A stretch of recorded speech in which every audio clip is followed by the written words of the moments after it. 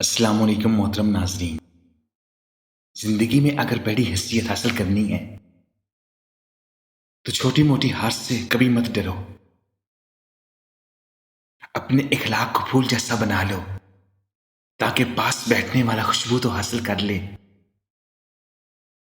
غلطی ماننے اور گناہ چھوڑنے میں کبھی دیر مت کرو، کیونکہ سفر جتنا طویل ہوتا جائے گا واپسی اتنی ہی دشوار ہوگی. درخت اپنا پھل خود نہیں کھاتا، دریا خود اپنا پانی نہیں پیتا، کیونکہ دوسروں کے لیے ہی جینا اصل زندگی ہے. جب درد حد سے بڑھ جائے تو انسان روتا نہیں، خاموش ہو جاتا ہے. کسی کے دماغ کو جانچنا چاہتے ہو تو اس کے لفظوں کو سنو. اگر کسی کے دل میں جانا چاہتے ہو تو اس کے اعمال دیکھو. دنیا کا خوبصورت پودا محبت کا ہوتا ہے، جو زمین میں نہیں بلکہ دلوں میں اگتا ہے.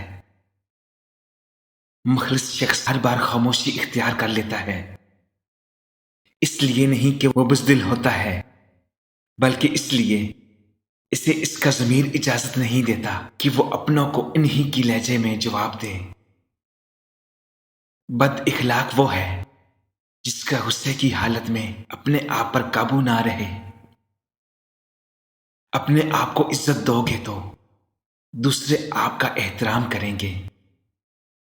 ضروری نہیں کہ جیت ہمیشہ طاقتور کی ہو، اللہ جس کے ساتھ ہو جیت ہمیشہ اس کی ہوگی. دوسروں کے لیے سکھ ڈھونڈنے والے کی ذات پر سکھ آسمان سے برستے ہیں.